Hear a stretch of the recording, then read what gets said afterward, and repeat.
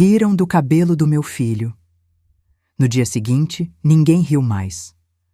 Tudo começou no dia em que ele chegou em casa com os olhos vazios. Não havia lágrima, nem raiva, nem dor visível. Mas também não havia meu filho. Havia um silêncio que pesava mais que qualquer grito. Ele largou a mochila na porta sem dizer uma palavra e foi direto para o quarto. Era uma quinta-feira. Eu lembro porque era o dia em que ele normalmente voltava contando piadas do professor de história. Mas naquele dia, ele não disse nada. E aquilo já dizia tudo. Demorei alguns minutos para entrar no quarto. Achei que fosse cansaço. Mas quando abri a porta, encontrei ele sentado no chão, de frente para o espelho, segurando uma mecha do próprio cabelo. Uma parte dele havia sido arrancada à força. Eu perguntei o que tinha acontecido. Ele me olhou com um rosto que eu nunca tinha visto antes, derrotado, e disse só isso. Riram, mãe. Parei. Travei. Senti o sangue gelar, não pelo que ele disse, mas por como ele disse. Riram. Só isso. Mas dentro daquela palavra tinha tudo. A humilhação, o desespero, a vergonha. Sentei do lado dele e tentei perguntar mais. Ele não quis falar. Só chorou. E segurava aquela mecha arrancada como se fosse parte do coração dele. Naquela noite, fiquei acordada. Eu precisava entender. Precisava saber quem riu. E por quê.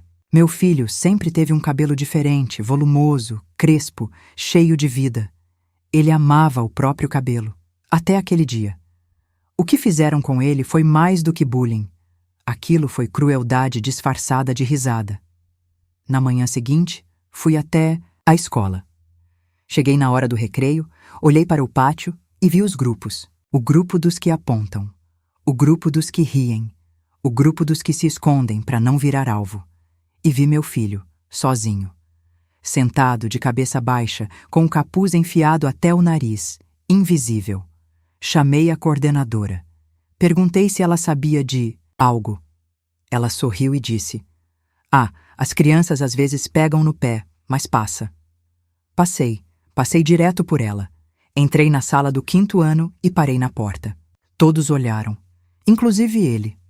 O menino, o que puxou o cabelo do meu filho, o que gravou o vídeo, o que mandou no grupo da sala com o texto: alguém tosou esse microfone. Fiquei parada, só olhando. Eles desviaram os olhos, mas o medo só vem quando alguém mostra que não tem mais nada a perder. E naquele dia, eu não tinha mais nada a perder.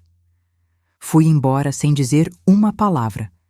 Em casa, esperei meu filho chegar. Ele me olhou com olhos baixos e perguntou: vai tudo ficar bem, mãe? Eu respondi: vai, mas não hoje. Naquela madrugada, sentei no sofá com a máquina de cortar cabelo do pai dele nas mãos. Enferrujada, pesada, mas ainda funcionando. Liguei e ouvi o som. O zumbido. O som que corta mais do que cabelo. Corta o silêncio. E naquele momento, eu tomei minha decisão. Na manhã seguinte, voltei à escola. Sozinha, com a máquina na bolsa. Esperei a hora certa. Entrei na sala durante a troca de professores. Tranquei a porta, travei, respirei. Bom dia, meninos e meninas. Ninguém respondeu. O silêncio era puro metal. Pesado, frio. Hoje, a aula é outra. E assim começou.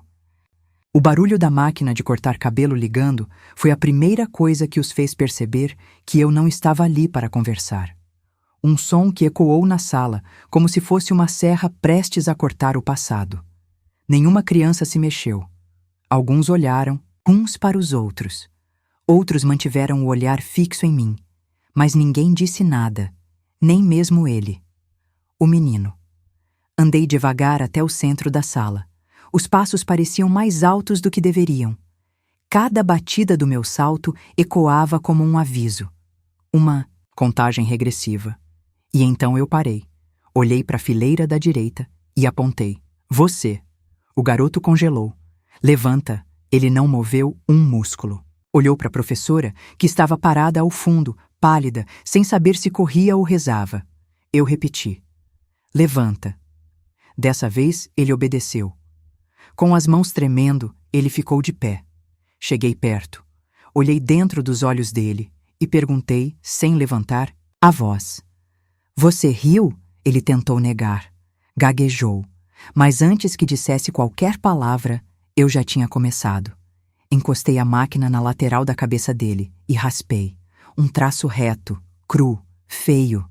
Como foi a risada dele, os outros gritaram. Alguns tentaram se levantar. Eu virei com a máquina ainda ligada. Sentados, todos obedeceram, menos um, uma menina loira da segunda fileira. Isso é loucura, ela gritou. Eu olhei nos olhos dela. Riu dele também? Ela hesitou. E isso? Foi tudo o que eu precisava. Senta. Ela sentou. O menino careca ainda estava em pé, com a mão no couro cabeludo, sem entender se aquilo era pesadelo ou castigo. Eu apontei para outro. Próximo. E fui um por um. Eu não gritei. Eu não chorei. Eu não tremi. Eu só fiz.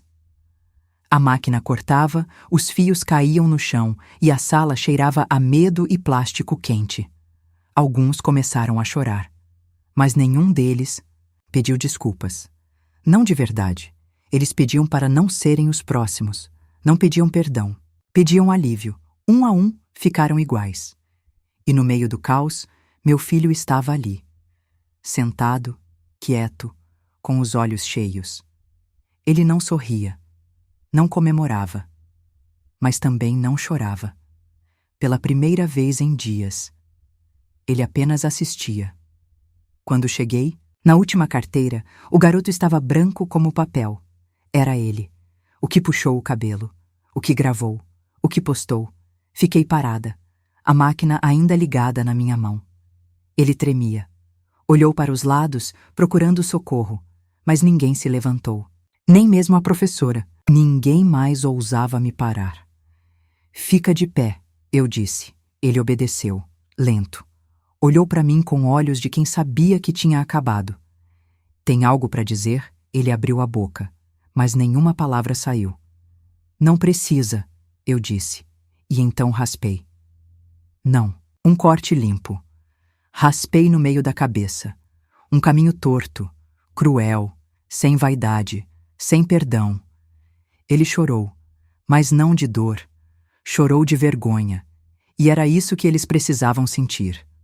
O gosto do que serviram ao meu filho. Desliguei a máquina.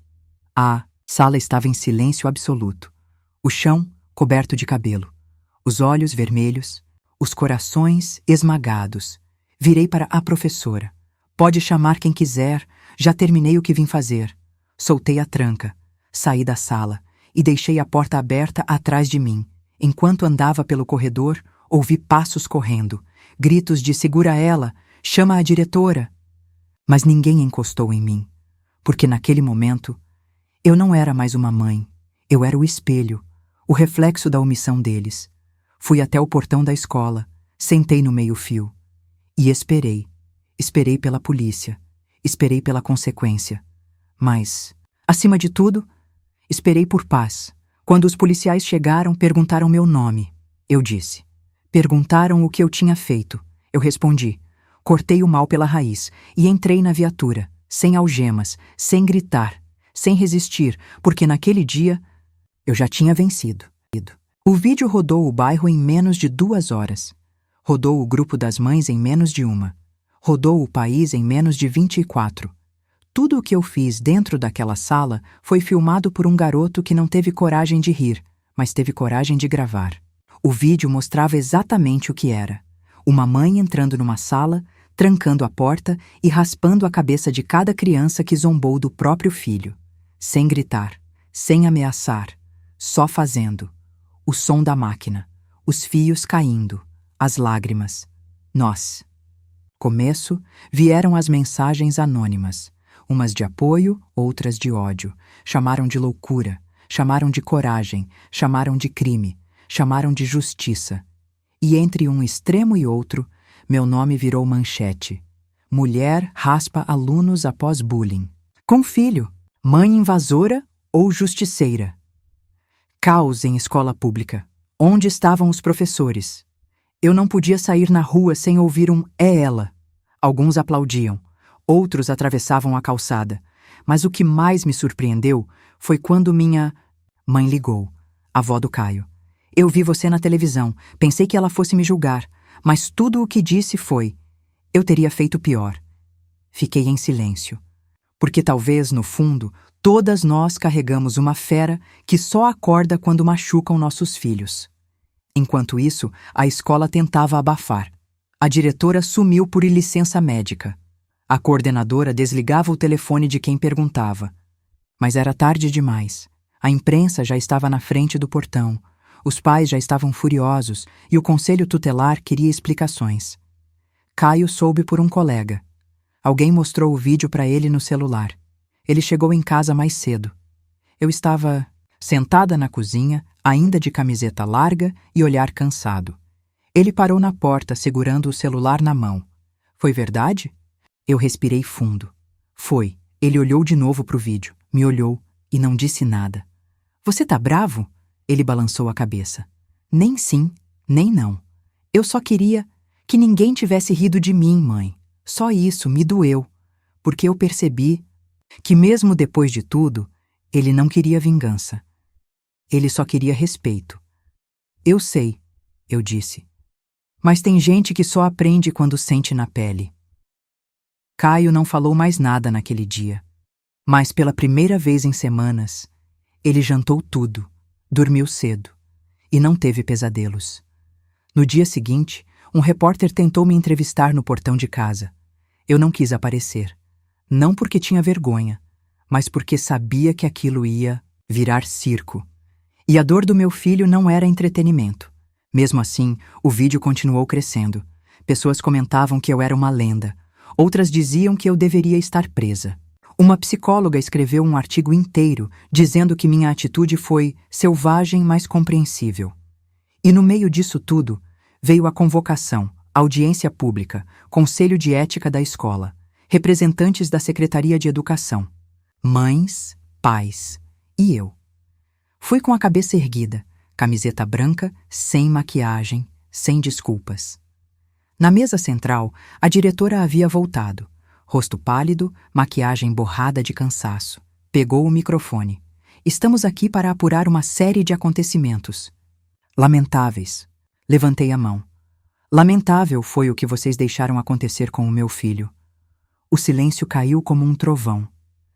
Durante semanas ele foi alvo de piadas. Foi empurrado, filmaram ele, riram, postaram, e vocês disseram que era coisa de criança. Ela tentou responder, mas outra mãe levantou. Meu filho também era um dos que riam.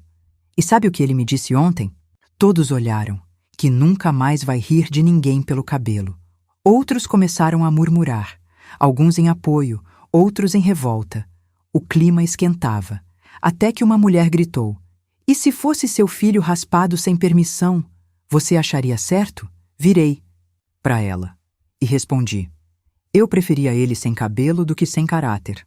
A sala caiu num misto de aplauso e gritos. A sessão foi suspensa, mas eu já tinha dito tudo. Do lado de fora, Caio me esperava, me abraçou e pela primeira vez sorriu. Você sabe que não precisa fazer mais nada, né? Sei, mas dentro de mim eu também sabia.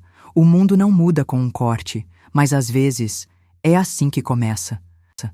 O que eu não esperava era o que viria depois. Porque quando a poeira baixa, o mundo não volta ao normal, ele muda. No dia seguinte à audiência, recebi uma mensagem de um número desconhecido. Você não está sozinha. Ignorei. Achei que fosse mais uma crítica ou ameaça. Mas uma hora depois, outra mensagem chegou. Dessa vez com um vídeo. Era uma outra escola, outra mãe, outro caso. Um menino chorando e uma mãe dizendo: chega. Nos dias seguintes, vieram mais vídeos, mais histórias. Uma rede secreta de mães revoltadas começava a se formar. Algumas pediam conselhos, outras queriam apenas desabafar, mas todas tinham algo em comum. A mesma sensação de que, se elas não fizessem algo, ninguém faria. Eu não incentivei ninguém a fazer o que eu fiz, mas também não pedi para pararem, porque no fundo eu entendia. A raiva que só uma mãe sente quando seu filho vira alvo. a impotência, o nó na garganta e a certeza de que, às vezes, é preciso gritar para ser ouvida. Uma semana depois, o colégio anunciou que faria uma campanha contra o bullying. Usaram o vídeo do Caio como exemplo. Usaram minha história como alerta. Chamaram especialistas, psicólogos, pediram desculpas públicas. Parecia um sonho, mas era real. O diretor novo me ligou pessoalmente. Eu queria pedir desculpas, dona. Mariana, pelo que seu filho passou. Eu não quero suas desculpas. Quero mudança. A gente vai tentar. Eles tentaram mesmo. Pela primeira vez, colocaram regras claras. Reforço escolar para quem cometia bullying. Apoio psicológico. Reuniões mensais com os pais. Nada disso apaga o que fizeram. Mas era um começo. Caio foi voltando. Aos poucos. Um dia voltou a usar o cabelo solto. Outro dia, tirou o capuz. No mês seguinte, pediu para cortar do jeito antigo. Disse que queria ver como ficava. Eu perguntei se ele estava preparado para isso. Eu não quero ter medo do meu cabelo, mãe. E nem deve. Ele voltou a andar pela escola de cabeça erguida. Não porque esquecia, mas porque perdoava. E eu tentei fazer o mesmo. Mas não era fácil. Às vezes eu ainda via os rostos, os que riram, os que ficaram calados, a professora imóvel, a coordenadora indiferente. Eu achava que a história tinha terminado, mas ela só estava começando. Um dia, recebi um envelope na caixa de correio. Sem remetente, sem nome. Dentro havia uma carta escrita à mão. Letras tortas, papel rasgado. Dizia: fui um dos que riram. E nunca esqueci o rosto do seu filho naquele dia. Eu era um covarde. E talvez ainda seja. Mas desde aquele momento, eu nunca mais ri de ninguém.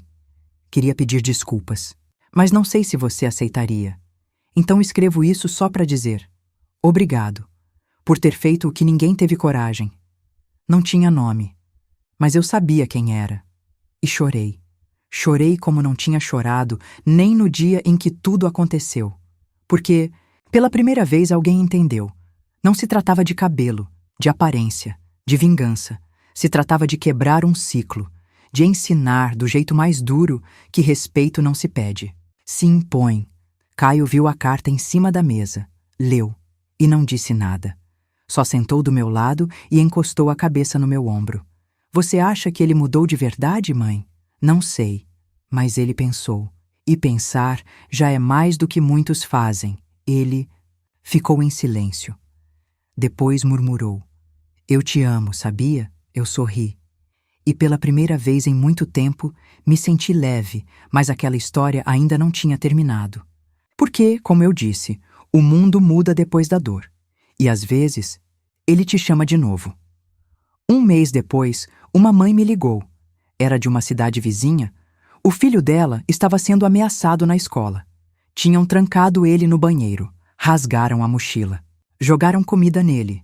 Me disseram que você fez o que ninguém teve coragem. Eu fiz. Mas não sei se faria de novo. E se eu quiser fazer? Então faça sabendo, vai ter consequências. Mas também vai ter um preço se você não fizer. Ela chorou no telefone. E depois desligou. Nunca soube o que ela decidiu. Mas naquele momento, eu entendi que minha história tinha virado algo maior do que eu. Uma faísca, uma reação, um grito, no silêncio. O mundo não muda com corte de cabelo, mas às vezes é assim que a gente começa a arrancar o que tá podre. Era para ser o fim. Mas não foi. Um mês depois, quando tudo parecia ter voltado ao normal, Caio chegou da escola com os olhos cheios d'água, mas não de medo, de vergonha, de frustração. Eu reconhecia aquele olhar. Ele me entregou um bilhete dobrado em 4 partes. Era da escola, convite para uma homenagem. Achei estranho. Ele desviou o olhar enquanto eu lia. O bilhete dizia: convidamos os pais de Caio para uma cerimônia simbólica, em reconhecimento à superação e coragem. Minha primeira reação foi orgulho, mas o olhar do meu filho me dizia outra coisa. Ele não queria ir. É só uma homenagem, filho. Eu não quero. Por quê?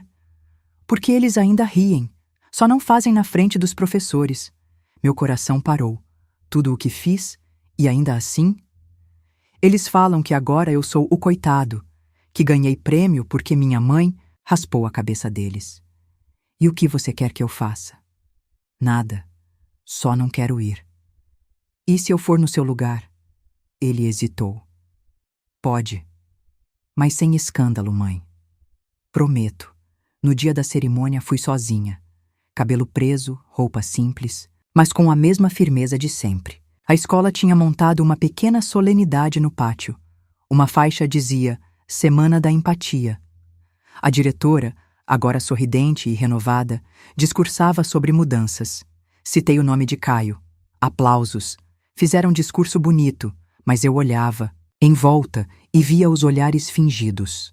Os que aplaudiam com uma mão e zombavam com a outra. Quando me chamaram para falar, subi ao palco improvisado. Peguei o microfone. Meu filho não quis vir hoje. Ele ainda sente vergonha. E sabe por quê? Porque muitos aqui fingem que aprenderam, mas continuam rindo por dentro.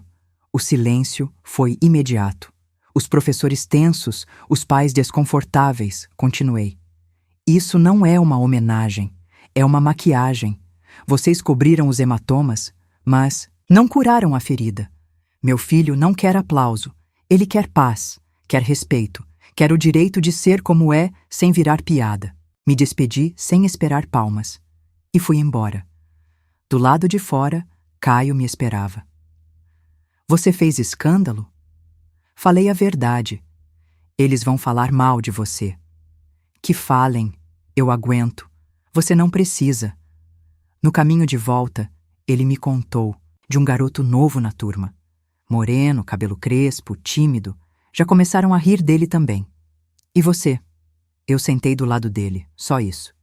Às vezes, filho, sentar do lado é tudo que alguém precisa. Nos dias que seguiram, vi meu filho diferente. Mais calado, mas também mais forte. Como se finalmente entendesse que coragem não é gritar. É se manter de pé quando tudo quer te ver no chão. Uma tarde, ele chegou com um projeto. Um trabalho da escola. Criar uma campanha contra o bullying. Mas ele quis fazer diferente. Nada de cartaz com frases prontas. Ele queria contar a própria história, com o cabelo natural, sem esconder. Tem certeza? Eu quero que eles vejam, que saibam que não me quebraram. Ele gravou um vídeo com a ajuda de um professor. Contou o que passou, falou do medo, do silêncio, da vergonha, mas também falou de mim. Minha mãe me ensinou que a gente pode sangrar por dentro e mesmo assim seguir andando. E que às vezes é uma máquina de cortar cabelo que muda tudo. O vídeo foi postado na página da escola. Em menos de 24 horas, viralizou. Mas dessa vez, diferente do vídeo do meu corte, o mundo respondeu com carinho. Comentários de alunos, pais, até de desconhecidos. Caio virou símbolo, não de dor, mas de superação. A escola, pressionada, criou uma nova política interna. Mas o melhor de tudo veio semanas depois, quando ele chegou com um sorriso e disse: Mãe, me convidaram para ser representante da turma. E você aceitou? Claro, alguém tem que falar quando ninguém quer ouvir. Eu abracei ele forte. Tão forte quanto o dia que o segurei no colo pela primeira vez. Tão forte quanto o dia que invadi aquela sala. Porque no fim, tudo valeu. Não pela vingança, mas pela transformação. Anos depois, Caio foi chamado para dar palestra em outras escolas. Contava a própria história com serenidade, sem raiva, apenas com verdade. E sempre dizia no final: minha mãe me defendeu quando ninguém mais fez, e por causa dela, eu nunca mais vou ficar calado quando alguém for humilhado. Às vezes, o mundo precisa de gritos, às vezes de silêncio, mas sempre vai precisar de quem tenha coragem de se levantar. E naquela sala de aula, naquele dia, entre lágrimas e cabelos no chão, não foi só uma mãe que agiu. Foi uma mulher que, mesmo com medo, decidiu dizer: chega.